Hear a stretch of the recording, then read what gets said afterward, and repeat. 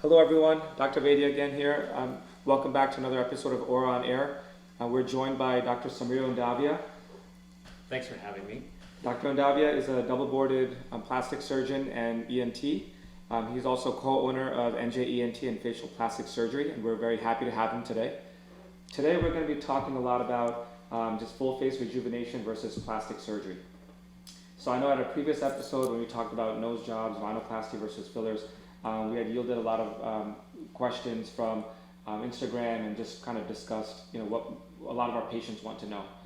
So this conversation, I think we also kind of want to take the same approach, but also get a lot of input from you, get a lot of input from Sapana, just what the average person coming in should know about plastic surgery. What recovery is like, whether to get it or not, and it should be a nice good conversation for us to kind of build upon. So I'm going to have Sapana kind of take the lead here. I know we talked about this last week, and you were at a party and you said, look, I can't go to a party without having 10 people come up to me asking about skin care or hair care.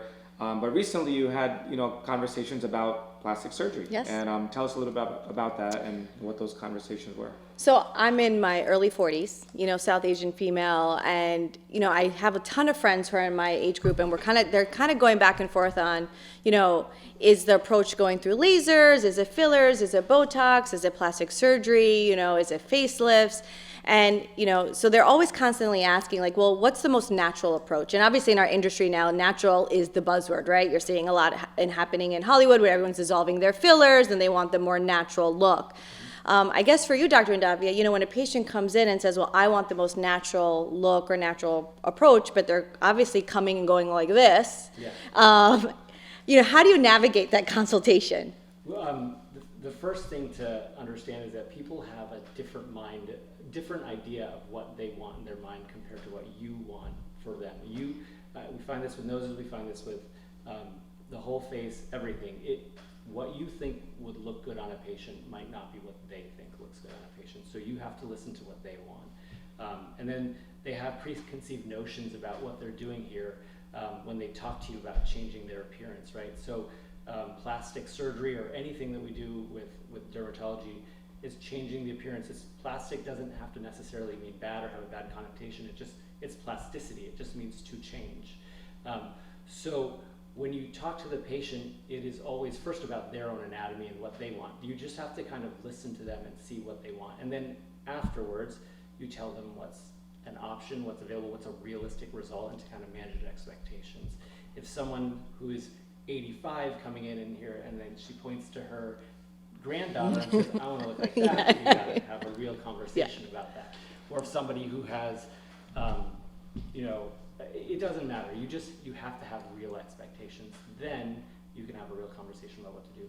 But everybody is talking about natural these days. I remember a couple years ago, especially for the nose, people did not want a natural look. They wanted a ski slope with it up. And it kind of told people that they had a nose job and that they were able to have a nose job, and it kind of afforded them certain luxuries that not really true anymore.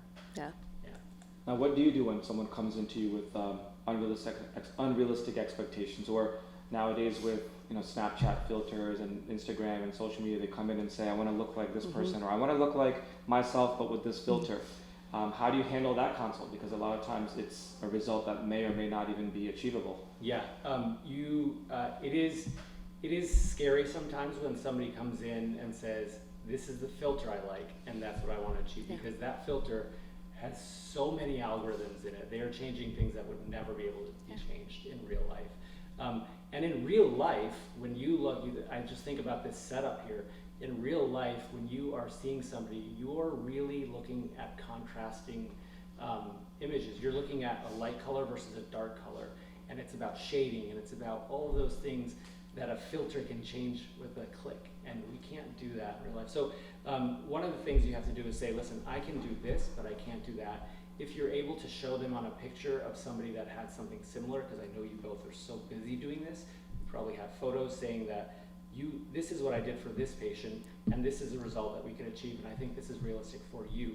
Or this is what happened with this patient. I don't think this is going to happen because you're Southeast Asian and this person is Caucasian. They have a different skin type. sometimes pictures are really nice to say. You do have to pump the brakes a lot with the filters. The filters give you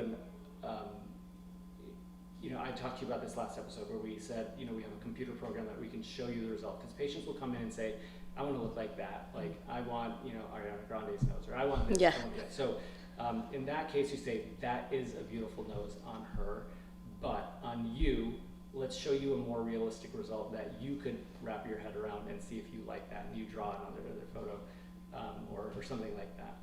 So what computer program do you use? Because I think that would be cool for us to incorporate. You guys would Works with the probably nose use something space. slightly different because you do full body stuff. We use a program called MarketWise. It's United Imaging, and it's really just good for the face and neck. And to be honest, it is a little bit old, but I went and tried the new stuff, and I didn't like it. Interesting. There are much better things for you guys where they have 3D cameras, and you could get a good sense, like especially for cool sculpt and the cool things you guys do in the body. You can show them this is you right now in 3D, and then this is what you might look like with 2 sessions of cool sculpt, or whatever you decide to do for that patient. Cool. I know we have the Vaidya that does our 3D analysis. We incorporate that a lot in our consults, Yeah. but I'm not sure if they have a. They have a body one, actually. They do. Yep, Yeah, they do have a. There's 3D Vectra. There's a bunch of them. I've looked into them. They're worth it if you do body stuff. You should look into them. Yeah. I mean, it sounds a lot like, education is key in the consultation, Yeah. right? And I think that's where sometimes TikTok and Instagram, they make our jobs harder, because they come in and it's like, well, I learned this on TikTok, or I saw this on TikTok. And it's like, I do agree. Like, I feel like the consult, more than half of the consult is just educating the patient when they show you a picture and you're like, well, your lips are so thin, I am never going to get you to Angelina Jolie lips. It's just not possible. And even if I could, just think about the full face balancing, right? Like, your lips are going to overtake your face if you have a smaller face. So I guess for another question that's come up is, I'm in my 40s, I do medical grade skincare, I've done some lasers. When is a good time, that I would consider doing maybe a facelift because I feel like my skin is sagging, or would it be like I guess a mid lift instead of a full facelift? And just to piggyback on that, if I was to be a good candidate, somebody in their 40s, what is the downtime? A lot of women are working moms or stay-at-home moms that have, children, they're running around. They don't get to have the luxury of being home for 2-3 weeks to kind of recover from something like this. So the time to do a facelift actually is any time somebody has the signs of aging that are amenable to a facelift.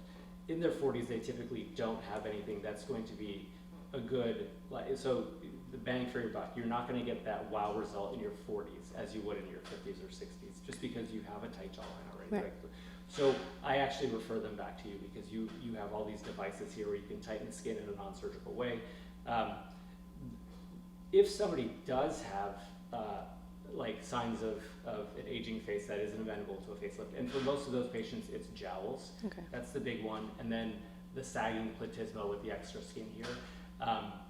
Then we do talk to them about facelift, and I think that even if you were, if you think about all the things you do to make yourself feel better, why would you say, I'm just going to wait until I get older and do a facelift? Well, you're going to have the next 10 years, you're going to be looking in the mirror and just be unhappy. Absolutely. As opposed to doing it now, and then you could, so a facelift or any aging face procedure kind of sets back the clock. And depending on how much of an aging face you have, it'll set back the clock more or less. So if somebody has really strong sides of the aging face and you can get their jawline tight, you set back the clock 10 years or so. Yeah. And then they'll age 10 years less for the rest of their life. They'll be T-minus 10 years for the rest of their life. Okay. They may still need something later on, but it will be different and it'll be less. Okay. The downtime for a facelift is significant. Yeah. It is not something for the faint of heart. It is, of the things that we do, I think the facelift has the most downtime, and that's because it's not painful. Not painful at all. In fact, you're numb for a lot of it, and you could be numb for a couple months. What you are is just puffed up, super puffy, and there's, and I'm sure you both tell your patients the same thing. The recovery process is never seamless. There's little bumps always, and the bumps are fine so long as you have 2 providers that know what to do about all of those little bumps in the road. But you will have bumps, and so in general, what I tell patients for facelift is you're going to have a wrap around your face for 1 week, 24/7, and you have a wrap around your face for a week at night only, And then you're able to drive around and go do errands, but you'll still have signs of the facelift, a little bit of bruising that falls down into your chest with gravity, red incisions. You can wear your hair down, nobody would ever know. At a month, you're ready for a dinner party, and at 3 months, you're ready for your kid's wedding. Okay. That's the general rule. But by 3 or 4 weeks, you can work out. Most people care about working out. Yeah. I think the word lift carries a lot of negative connotation, right? Like when you even talk to a 50-year-old patient for a consult and mention the word facelift, automatically their mind just goes to like, hey, I'm going to look like my face is always pulled back, and I'm not going to have I'm going to be expressionless. I'm going to look surprised. So can you comment on, whether or not that type of a pulled back look really is what people see, or maybe that's just how it's been popularized through social media and whatnot, but also that they still would maintain all their normal function. It's just to address laxity and different components of that aging. Yeah, so you think about a few celebrities in the media, and you immediately think of their face as just wind tunnel or being really pulled back. And so you first of all, you have to find somebody that you're comfortable with, and you have to see the results. And if they know what you do, they know that you're gonna do something more natural. To create a pulled look is you actually have to work towards that, because it is such a tight suture. So that's number one. Number two, most patients who have this really tight look that's surprised or that looks very strange have their eyebrows or forehead lifted. And in the vast majority of patients, we're not doing that. Okay. So if you get this surprise look like that, that's when patients like that patient have done something. But you might not even notice the fact that they had their lower face lifted. Right. The surprise look is it's so bad on many levels, but it's not something I've ever done in a patient, because you're so cognizant of that when you're doing it. Right. Now I know as dermatologists, a lot of times we'll, in the appropriate patient, talk about thread lifts, and there's a couple of different types of thread lifts out there. We personally like to do something called the silhouette insta lift, which is it's a type of a thread that's made from a biostimulatory ingredient called PLLA. So not only are the threads there, but then the goal is to stimulate collagen underneath, and that result can last for about 2 years. But as a plastic surgeon, how do you feel about thread lifts? Do you incorporate them in your practice for like that younger, maybe 40-year-old that has slight jowling that maybe you can improve with this? Do you supplement with filler, or thread lifts just a no? It's either you wait until you're ready for surgery or not. Like where do they fit in? Thread lifts are not a no. They are definitely a yes. They're a yes in the right patient. So first, we do incorporate thread lifts into our practice. I don't use your thread lifts or threads. I use Nova threads. They're made out of basically PDS suture, which is similar to what you have. And they're causing these tracts. Like you just want the tracts of scar tissue to form. The best patient for thread lifting is a young patient who has a really thin face, because the threads are not strong. Remember, you're not tying a knot to create that lift. You're just using the barbs on the threads. Yeah. So when you do the thread lift, the best area that reacts to the threads is right here. But you're doing many different vectors to try and get that. Right. If they have, like even my face is pretty heavy. If they have a little bit of fat, you just have to counsel them. You're gonna get a little bit of a lift, but not a lot of a lift. But I think it's a fantastic thing. In general, most fillers just fill. They're not lifting so much. Right. There's a few that might lift a little bit, but threads lift, they don't fill. So you can use both for somebody. You're just putting them in slightly different places. The only downside I see to threads is that, the representatives tell us that it lasts 2 years, but that's not everybody. I have one patient who literally, even before she saw me, has been doing thread lifts every 2 weeks. Every 2 weeks? Oh, yes. wow. And she, that thread is not disintegrated by then, so it's not. She's just So big mesh? I assume maybe she has an enzyme that is Wow. breaking down that Wow. suture. Or, maybe she wasn't having it every 2 weeks. I've only seen her twice. Right, yeah. Or maybe they were doing something strange. Right. But not everybody is getting 2 years out of them, but it's still a really good result.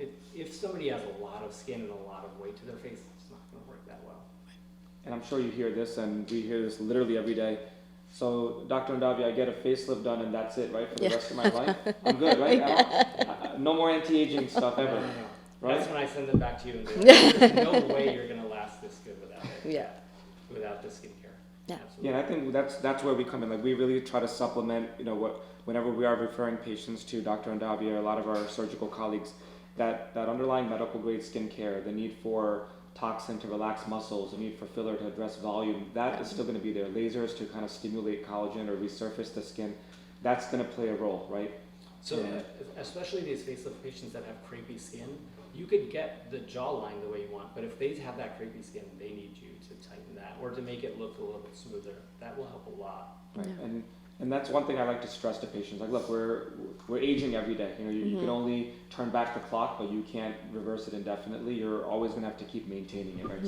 So upkeep is important. Medical grade skincare, sunscreens, all those other things are important, and that's where we come in. But I think that it's important for our patients to know that this is a dynamic process. Even if we refer out to you, it's not a one and done deal. Maybe in 10, 15 years, they may need some other procedure. Maybe they start to develop, tear troughs or bags, and now they're seeing you for that. Maybe they see you for other things. So it is a dynamic process. The way I like to explain it to patients, are if you are thinking about your retirement and you're thinking about saving, you don't just have one bank account and you just put your money in there and that's it. You don't think about it.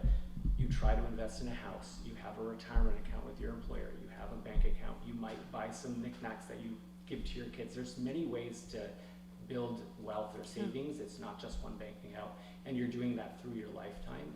This is the same way. There's nothing in life that is just one and done. I like that. That's a good approach. Yeah, that's great.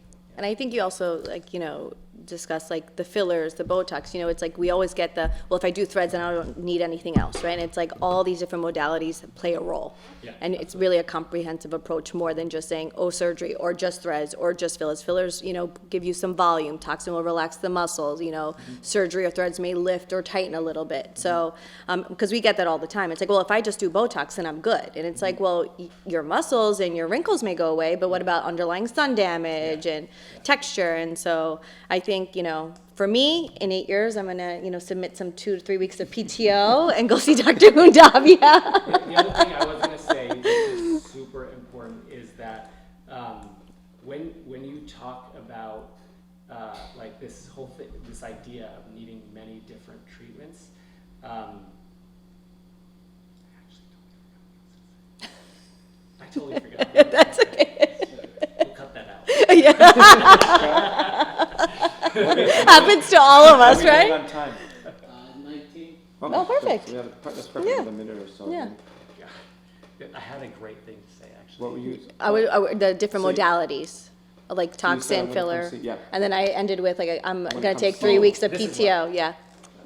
Yeah. So the other thing when it comes to having multi-modalities of ways to fix things is that if you look at any good treatment in life, whether it's with medicine, whether it's in the legal field, or whether it's engineering, if there was a good way to fix something, there would only be that way to fix something.